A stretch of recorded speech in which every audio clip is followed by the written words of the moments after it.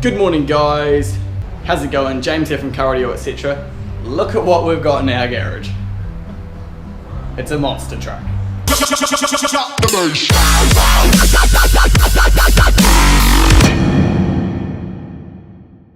It's not an actual monster truck, it's a big rig, but holy crap nuts, it's tall. It is a 2017 Mercedes-Benz Actros, and it's a monster. There's a ladder to get in.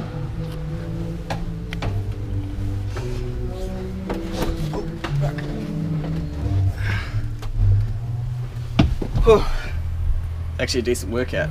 This is like the shit in trucks. This is like brand new, all the gear. Got a new stereo in it, we're not doing that. It's got all the buttons and all the bells and whistles. There's some panels missing already because the guy who's getting us to do the job for him has already taken some of the panels off to make our life easier. Which brings me to what we're doing.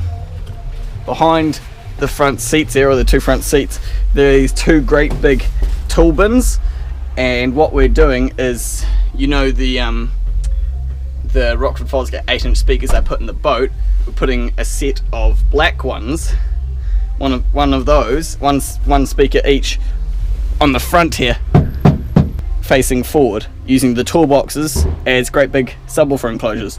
So it's going to be great because not only are they 8-inch speakers, they're going to produce a decent amount of bass, but also they're coaxial full range, so they're going to produce high quality sound as well.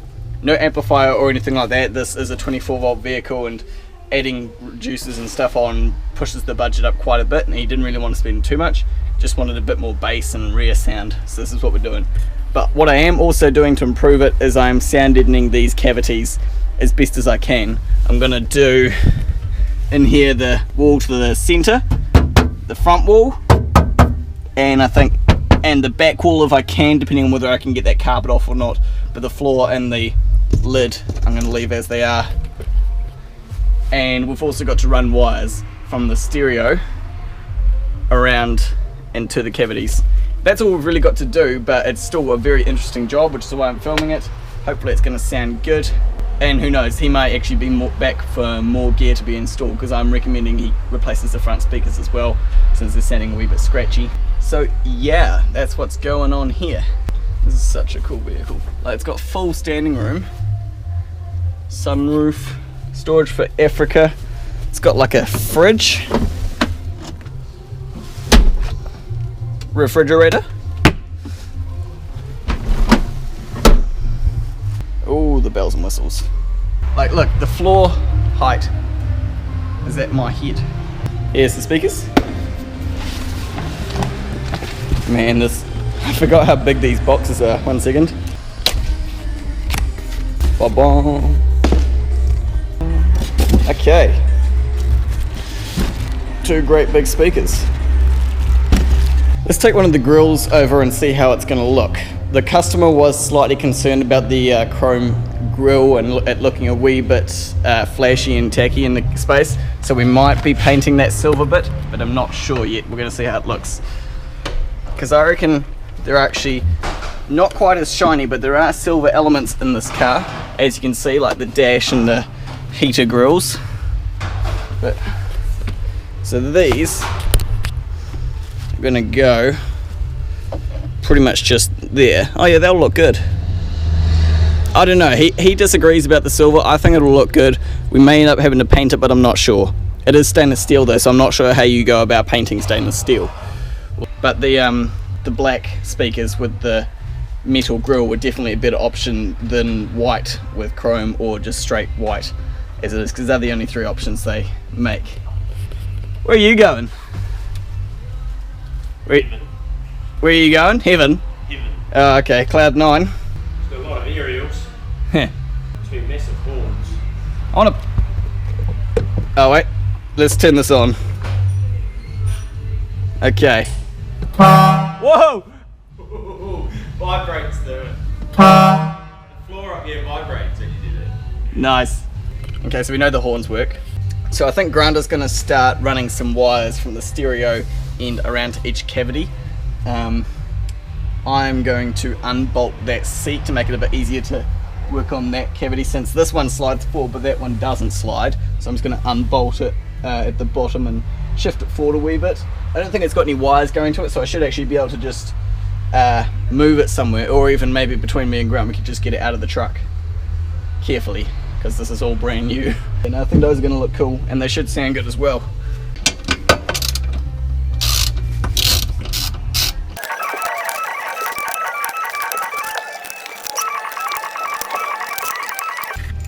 Okay, got the bolts out. Just loose. I've got a couple tongues holding it on there, so I just need to free it from that. Come up here. Oh, it's pretty light actually. On its side. Okay. So for the cables, obviously we're just going to come out the back of the head unit. Probably maybe run inside here, I think, because I'm not sure really where the factory loom goes, but maybe under this cavity throughout down to the floor somewhere. And then this whole floor piece just lifts up, and there's actually room under here that we're thinking we might be able to tuck it. And then for getting it in to the toolbox through that bottom corner there. Oh no, wait, because with speakers going over here, so we're better off having the cables come along the front, in front of it. You might actually even be able to get the speaker wires to come straight under the floor in a cavity and then pop up in that corner. Does that come out? Yes, it does. Cool. Well, we might as well take this mat out so we don't get it all dusty. In fact, that's where the seat sits, all the way up there. So we could almost run speaker wires under it or something. I reckon we just run the wires straight down the center under all of this, because there is room there, and then run them across a wee bit and they can pop out in that corner there. That's what's going to be best. Okay guys, so what I've done is I've transferred all the holes from one of the speakers. I transferred the holes from there onto my ring, which I made up for the boat last time. I'm going to set this up in a position on the back side where the metal is of the cavity, because the thing is the metal isn't just straight flat metal, it's actually got grooves in it. So I want to try and find the best position where it's going to secure the speaker without it trying to warp it or bend it, so I have to account for that. So what I'm going to try and do is double side stick this to the metal on the back in the best position I can find, and then drill through from the back, which will mark my holes and allow me to mark where I'm going to cut the hole out. If that makes sense, you'll see. I don't have any nice double-sided tape that's from Mobile Solutions like everyone else in America has. Mobile Solutions. I do have some of this sort of stuff. It's like 3M double-sided tape. You can't rip it with your finger, you have to cut it with scissors. Once you've stuck your baffle to the back side of the metal, you use your flush trim router bit and router out the metal and make a whole heap of mess.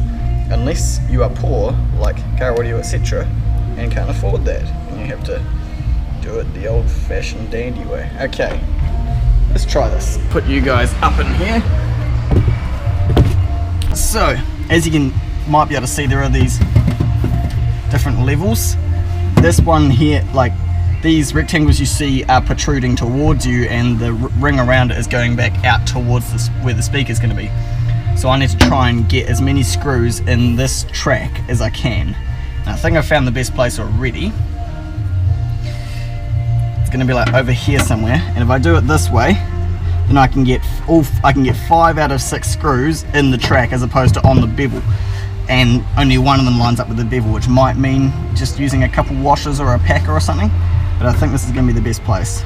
So what I do need to make sure is that I get these vertical and centered, because I know that these 2 holes are direct vertical, so I need to get those right and then position these 4 ones in the track. I think that's about right where it is. Hung the whether I've mounted it straight or not. Oh, pretty close guys, like literally only a few mils off dead vertical. That's pretty good. I'm happy with that. So what I need to do now, before it falls off, is I need to mark those holes in the metal and drill them out.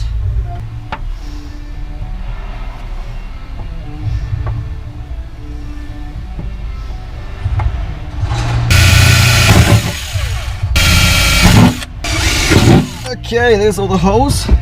So because this one is higher out than these, I think what I'll be able to do is, when I've cut the hole out, just insert a really small piece of MDF or some washers in the position for this hole to prevent it from trying to bend the speaker down. So what I do think I need to do now is screw this into position and mark out the hole, but I think I should put it on the front. How do I turn these lights on? They might help. Oh, light buttons, okay. That's that one.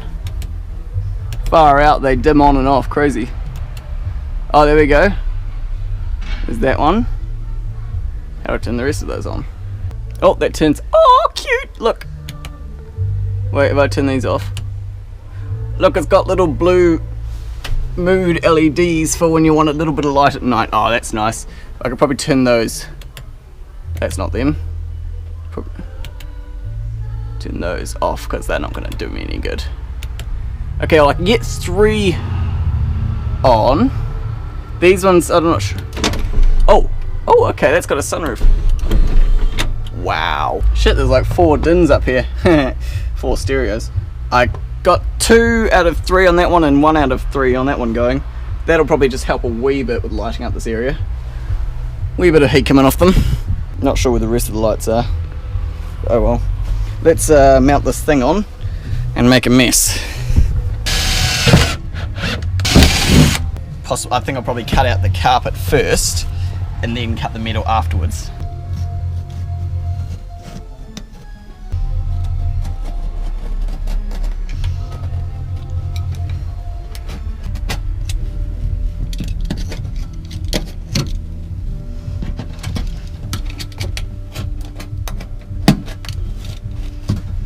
There we go. I've got the carpet out. It looks like the carpet's actually only held on with some double-sided tape as opposed to being glued on like I originally thought. So now I can mark that hole.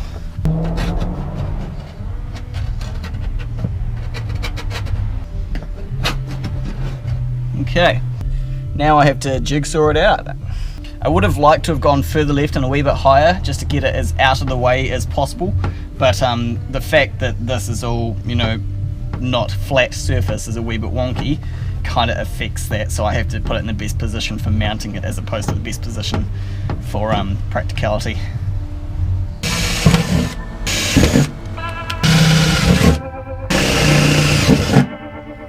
Okay, now jigsaw.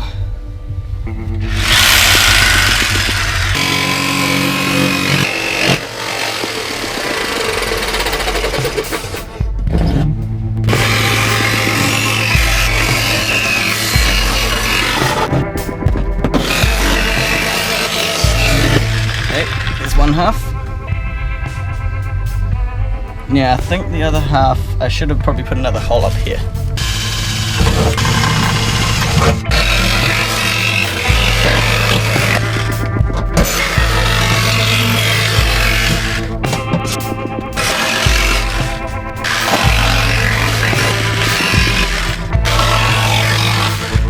Okay, there is a hole. I'm definitely going to have to go over this with a file or something because it's all pretty messy.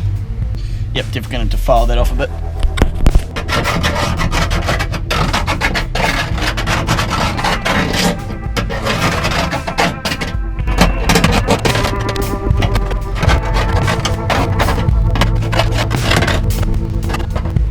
Okay, there we go. And now the big question. Will the speaker fit? Okay, does it fit? Does it fit? Please bloody fit. I hate it when I have to do filing as well as jigsawing. It appears to fit, guys. Yep, it fits. That'll pull itself up tight. Here's what it looks like from the back. Not too bad. I like the way that these are pretty well protected and enclosed on themselves, so I can put the terminals this side. Sweet. So I might as well get the old vacuum cleaner out, give this a bit of a suck up, and what I'm going to do for mounting it obviously is I'll use M4 bolts as opposed to screws. Need to widen the correct holes out to 4mm, put some bolts through and mount the thing. Cool. Something I just realised that I said I was going to do in it but totally forgot about.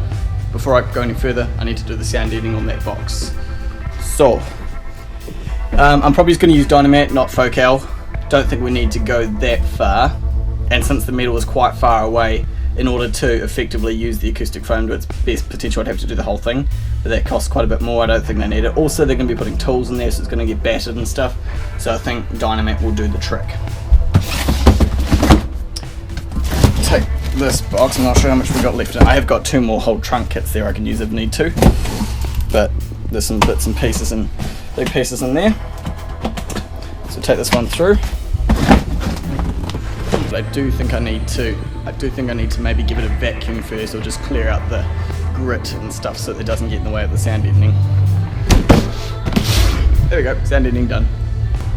This should help me get rid of all the metal filings that are in there. Oh god. I'll vacuum this section for sure, but I think just in this section I should be able to get rid of most of it. There we go. Just like that. Boom, boom, boom, boom. Cool. So now that that's all covered in shit,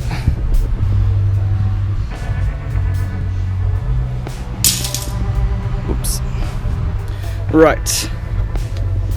Move some stuff out of the way. I will just, oh crap, I probably should have done that first. Need to make these a 4mm hole.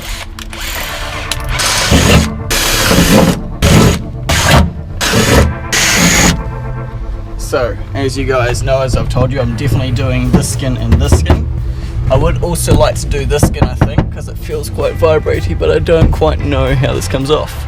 Looks like there's just some pops holding it in, so if I can get those out, that'll be good. Really would be good if I could get this whole thing out, like if I could pop this off, but I'm not really sure if that wants to come off or how it is supposed to be honest. Okay, yep, there we go. How the hell did they get this in?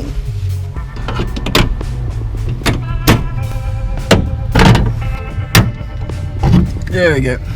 Now this piece should just somehow or another come out of here. Okay. Oh, there we go. Okay, so what I'm thinking of doing, I'm definitely going to sand in obviously the front panel and the side. I'm not sure about the back yet. I don't think I really need to do this back panel because that carpet that you just saw me take out sits all the way out to here, so there's a big gap in between.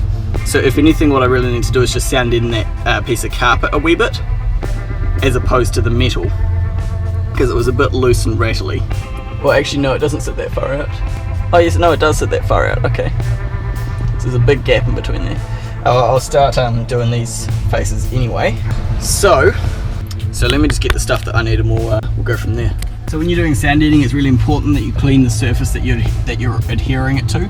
So I've got some quite strong wax and grease remover, and basically what that does, even though this is like a brand new car, it removes any greases, dirts, like, you know, waxy bits, anything that's going to prevent the sound deadening from sticking to it. And I've got a nice bottle here, so I just spray the area and give it a good wipe. You only really need one layer of it. Ideally it has to be just something that, you know, evaporates and doesn't leave a residue. And it just cleans it all up really good. I'm not going to have to worry about being too thorough on this skin because, as you can tell, it's very clean already. But if you're on the inside of like a door card or something like that, you'd have to do a lot more work to make sure you get all of the stuff and grime and grit that's in there.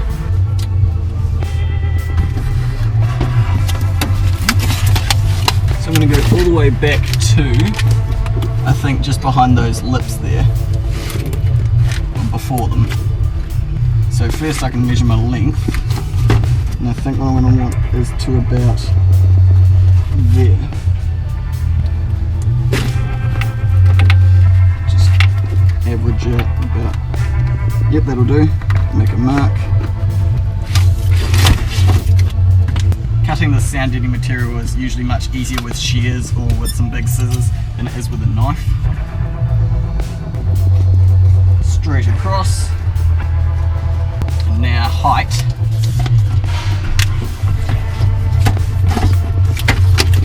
Height is already pretty good, but obviously a bit too tall.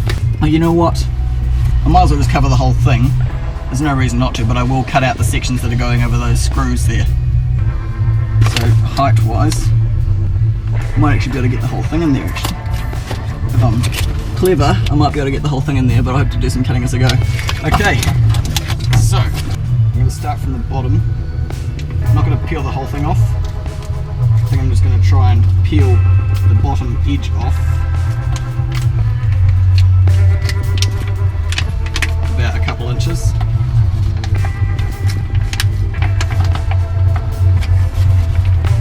Lay this in here.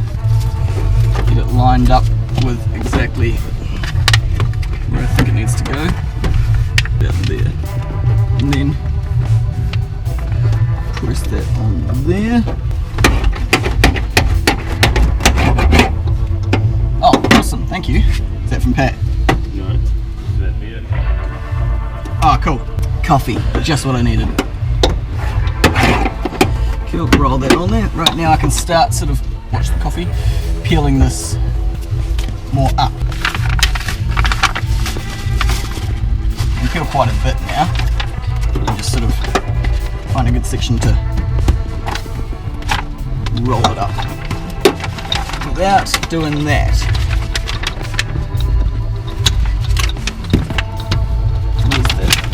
See, sometimes once it's on there, it's quite hard to get off.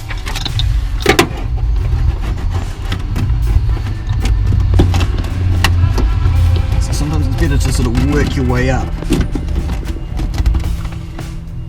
I think what I've got going on here is a big sort of crinkly, creasy bit where it's all meeting up in the middle. It should be alright. I'm not pushing it too hard at this point, I'm just sort of, you know, working it on. I'll give it a really good roll afterwards. Peel up the stuff a bit more.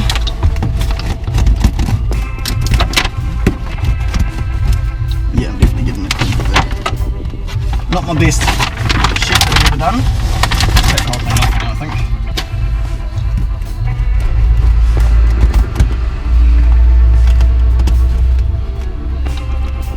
I'm going to have to trim a piece up here. Just cut a slice to there. Now this piece goes up into there.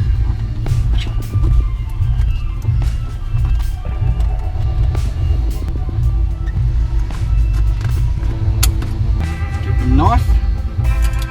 Once it's on there, it's ouch, that was sharp. Easier to use your knife. So I'm just cut out that section there, like that.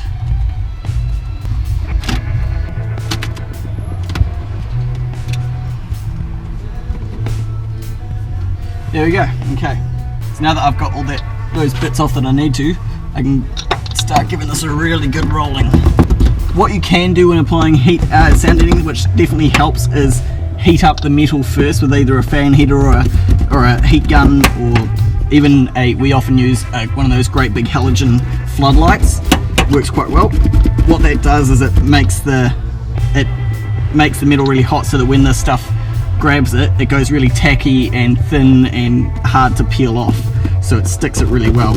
I didn't do it today just because it's already quite hot in here. It's the middle of summer, so I'm not too bothered.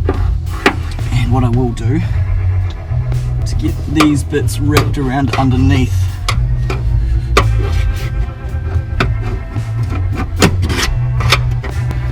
So I can start running up inside these gaps here.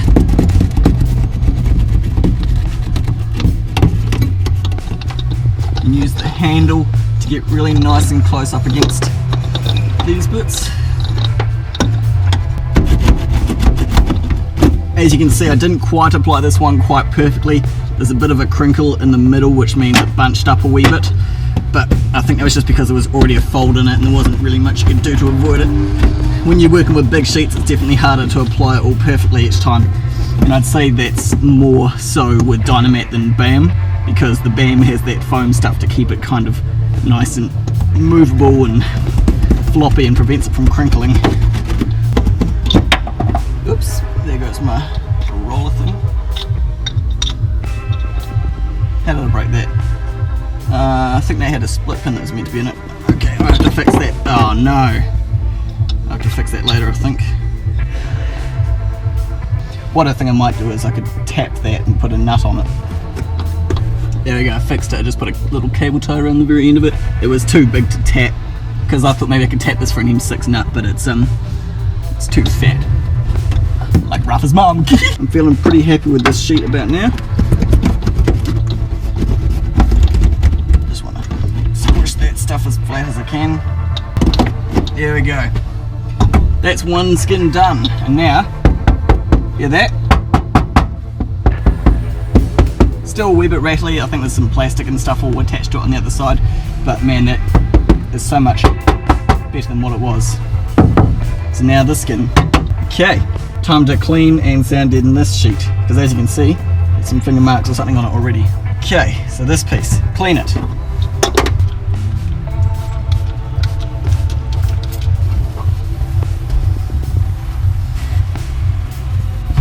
Let's figure out height first so I can at least fit it in the hole. So it's going to go down to there, which means I want my height to be about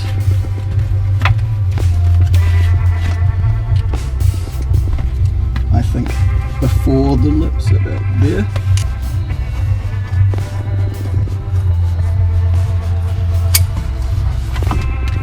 How straight did I cut that?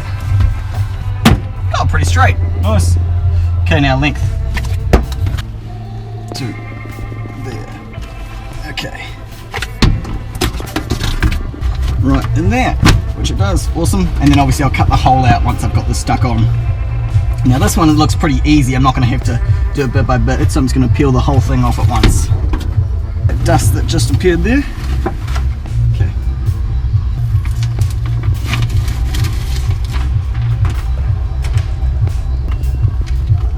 There we go. Get the top rolled down.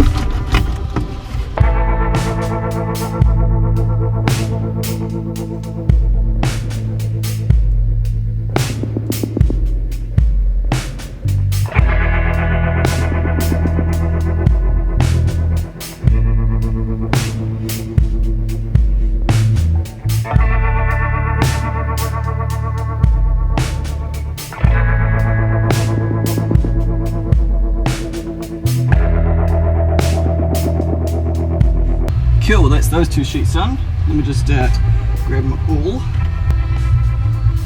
Okay, in theory, I could probably put the speaker in now. Just like that.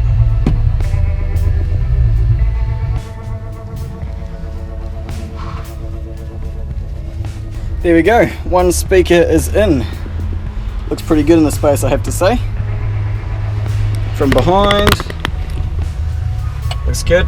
As you can tell, see, it was quite hard to get in. I probably like the SD card ran out of memory about 30 minutes ago, and I finally got it all the way in because yeah, it literally took like half an hour to get the speaker in. I made my bolts a good length for dealing with the fact that I only had a piece of metal to go through, but then there was sound deadening as well that I forgot about. So, and yeah, sound deadening material on bolts always gets stuck on it and makes it really hard. But anyway, got it in. As you can see, the bolts are like really nice and short, so they're not going to get caught on anything. So it's completely in and it looks pretty good to me.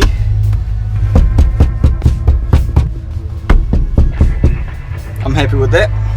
Also, the SD card that I've got in here has a lot less space on it than I thought. I thought I had another 32GB one. I must have lost it because this is just an 8GB stick. So from now on, it might be a bit more choppy and less detail. So sorry about that. Here's a good way to get rid of all the dust and shit. There you go. If we close this, just enough.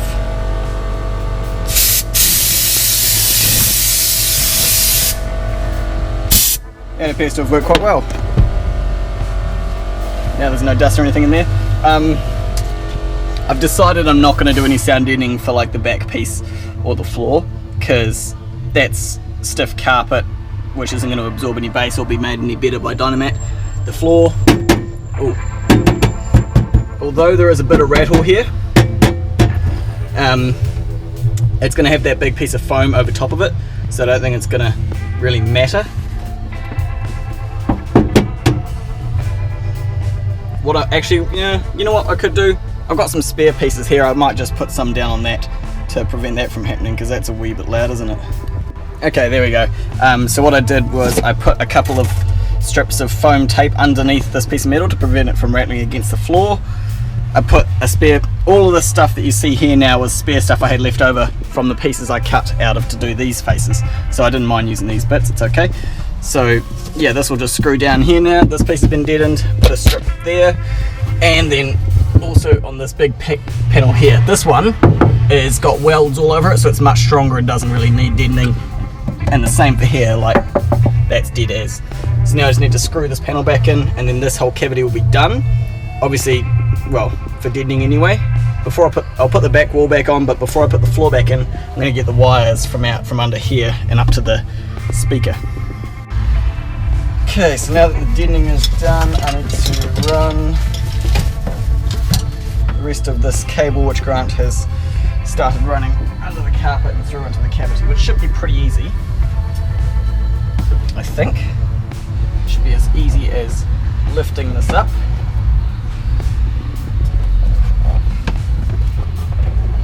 Like that. And poking this there. Maybe I'll need a pokey thingy. So take this up.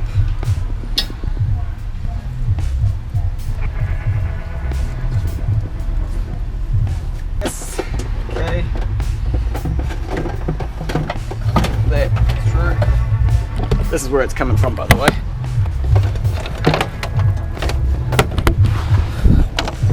Come on.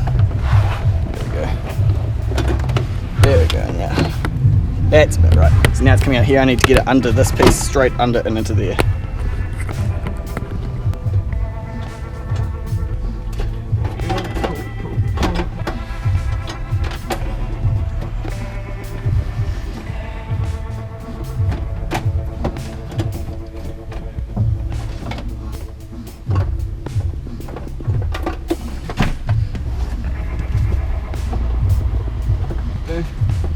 Cool.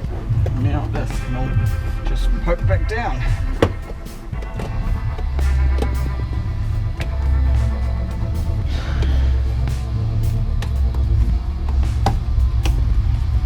And now this end.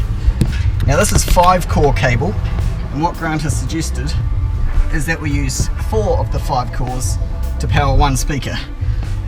It's 5 amp per core, so that's up to 10 amps on the positive and the negative, and it means more strands and also extra insulation around it, meaning less noise and also a bit quieter on the floor as well. So I just need to imagine that's going to sort of go along. Actually, that's a good place to tuck it, just there along. There's going to pop out of the corner of the foam there, come up, loop, and onto the speaker cutters. So white and yellow are negative and red and brown are positive. Which one's brown? I'm colourblind. That one's brown. So green gets cut off. So now what I think I can do is put the floor back in.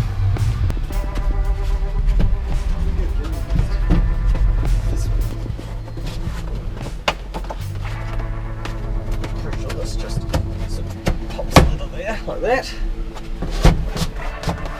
Pops all the way down. Like that. So now, as you can see, this is going to come up in the corner, loop over to the speaker, and I might even cable tie it to the speaker like that to kind of keep it out of the way.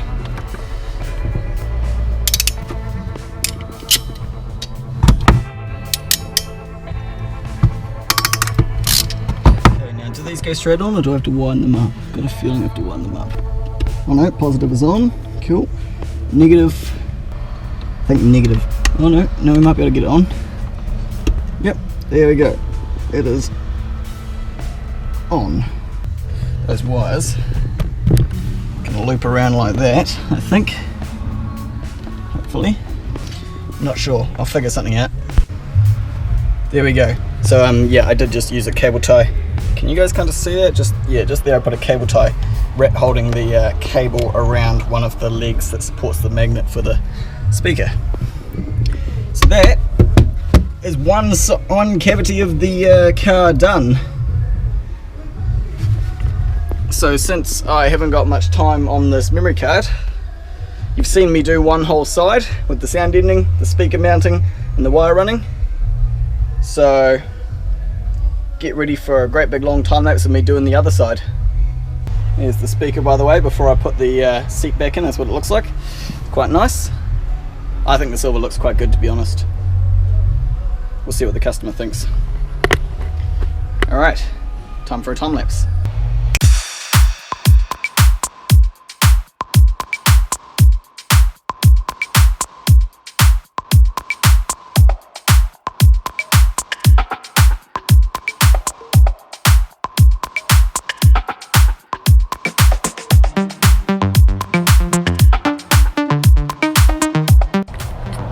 Just interrupting the time lapse briefly because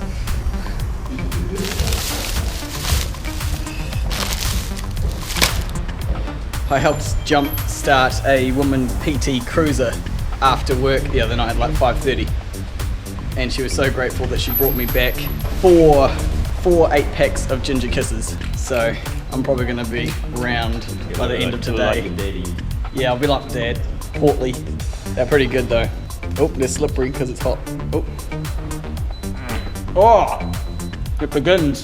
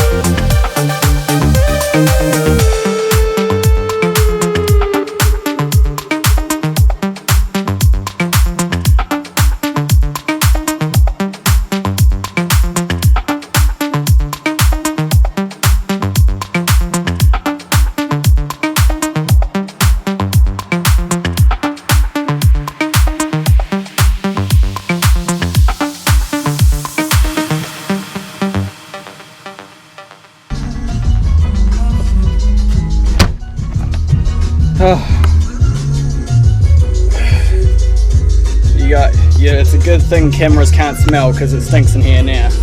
Oh, I'm hot. I'm dehydrated. Speakers are going though, so that's something. Still not quite finished. Obviously need to tidy up and put the seat back in. And once that's all done, then I'll test it and have a listen. Thanks for sticking with me.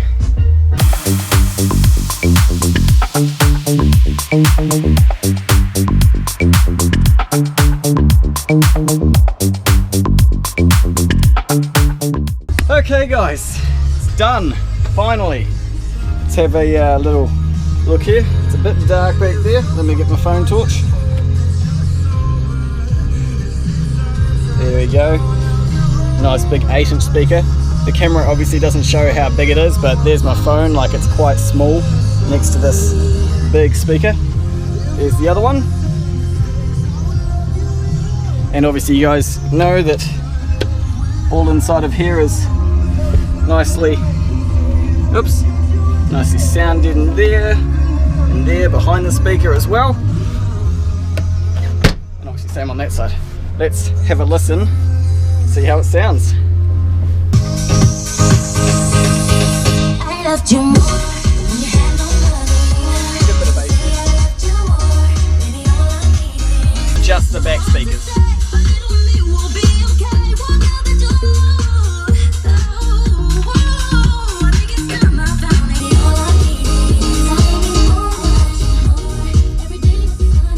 Well, they sound pretty good. Unfortunately, I think this Chinese head unit that's in here is definitely letting them down on the output. Also, the fact that we're not using the amplifier to power them, I think, is also letting them down. These are quite grunty speakers. They would prefer to be amped, but this being a big 24 volt vehicle, we can put amps in 24 volt vehicles, but you need lots of reducers and stuff like that so the current can be handled. But right, as I was saying before, my GoPro ran out of memory for the second time today.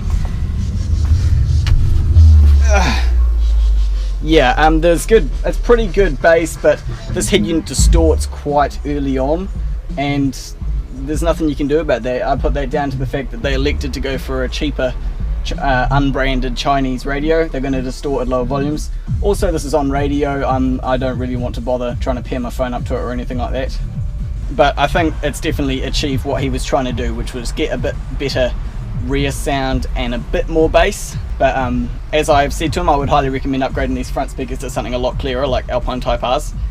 But yeah, as I was saying before the camera cut out, basically it was a minimalistic sort of budget on this, so I've done what I could with the budget. Hopefully he's happy. And yeah, that's pretty much it from me, guys. Thanks so much for watching this video. Hope you found it interesting. It was certainly an interesting job, first time for me, and first 2017 vehicle for me working on in 2017 in January, so that's good. Hopefully we get some more. Today's episode of Car Audio Etc. is brought to you by Clint Lee, thanks to his support for my channel on Patreon. Clint has two vehicles that I'd like to show you. The first is his VZ Holden Commodore. It has an Alpine IVA W502 connected to an Alpine PXA H800 processor via optical cable. And for any of you who don't know, optical is like the highest quality form of information transfer in the world. Essentially it's lossless, so there is nothing better that you can put in between two devices to connect, to transfer sound from A to B. So that's awesome. In the front he's running DLS Gothic 6.3 speakers, which are running active and being powered by a DLS RA20 and a DLS RA40. And you can see in the pictures here that these speakers are three-way components. So he has a 6-inch mid in the front doors, mid-highs mounted into custom kick panels, and tweeters mounted into custom fiberglass pods that sit on top of the dash. For subwoofers, he has three Trio SSI 10.2s running off multiple DLS A6 amps. Clint also mentioned that when looking at the back of the subwoofer enclosure like this, the window you see there is actually glass, not perspex, and the chrome ring you can see around the outside of it is actually a chrome plated piece of MDF. For power, Clint has an Optima yellow top battery, all monster cabling, and STP sound deadening like you would not believe. More than 200 square feet of it, including the roof and the floor. He also has all the cavities filled in with clay and fiberglass matting to seal out all of the road noise. All of the panels have been isolated with foam and all of the looms wrapped in cloth Tessa tape. Clint has also modded his speedo cluster to have it display the build number on startup. He's given it morphing needles and installed a remote start kit. Wow, dude. It's clear to me how much of a passionate you are for car audio, and in particular for SQ, which, if you guys didn't know, that stands for sound quality. Normally I would give my opinion on these sorts of setups and maybe a small critique or something, but I honestly don't think that there is anything I could say that you haven't covered or don't know about already. So yeah, this is awesome, man, just wicked work. Clint's second car, which is at this stage just a rebuild / project car, is a Honda Integra. At this stage it has Witch 19-inch wheels, Image Dynamics horns, and though it did have a beautiful old school Rockford Fosgate system in it, soon it will have Image Dynamics IDQ12 V3 and Moscone amps. Thanks so much, Clint, for letting me showcase these cars on my channel, and thank you so much for all of the support on Patreon. If any of you would like me to showcase your car on one of my videos, you can support me on Patreon, which is a crowdfunding website, and the link for that will be in the description and at the end of this video. In my last video, I asked you guys to maybe come up with some ideas for something I could say at the end of my videos. One guy did comment with a bunch of things. Thanks, man, I appreciate the suggestions, but I've actually decided on something that I want to say at the end of my videos. Now this may sound really cliche just because like a lot of vloggers I know say things like this at the end of their videos, but it is a really good message and it's something I actually really am quite passionate about. So I live by the firm belief that happiness is a choice. There are people get thrown into all sorts of situations that can cause them to feel upset or angry or even depressed. I realize that depression is actually a mental health issue. I'm not trying to attack that in any way, but if you ever, basically all I'm trying to say is, if you're ever unsatisfied with the way your life is going, which a lot of people are, I know for a fact a lot of people are. My girlfriend Jess actually struggles with it day to day because she feels like she has so much more potential. And it's the same message thing I always tell her: happiness is a choice. And I realized this around about I think 2010, no, just at the beginning of 2012, because all through high school I was, as I am now, quite short. I was definitely the shortest person in school, all of high school. I had not blonde hair like I have now, I had platinum like white blonde hair. I got a lot of bullying, okay? So yeah, bullying was a big part of my high school life, and it was quite awful for the first sort of 4 years. But in year 13, I don't know why, all of a sudden something snapped in my brain and I just realized, who the fuck cares what they think? Like honestly, they're gonna wind up, you know, doing something horrible for most of their life without achieving anything anyway. And not even that, I just decided, you know what, I decided I'm not gonna care about anything they say. I'm gonna, you know, just be positive and pretend like they're not even there. And that's when I sort of started believing happiness is a choice. Even in the most dire situation, you can choose to be happy. It gets harder the worse of the situation, but you can still choose to be happy. If someone passes away or you lose a loved one, you know, take the approach that funeral directors would. This is not a sad time, this is a time to celebrate their life and their achievements. Be happy for them having lived the life that they did, and be happy for the time that you had with them. So, and you can take that approach and apply it to almost any other scenario in life. Be yourself, be happy, choose to be happy. You have to kind of realize in your head how you present yourself and how you choose to look at things is a choice. So I'm going to end this video on that. Take it into account. This is what my message is going to basically be for the rest of my videos, because I want to send a good message. Thanks for watching this video, guys, and remember, happiness is a choice. Catch you in the next one.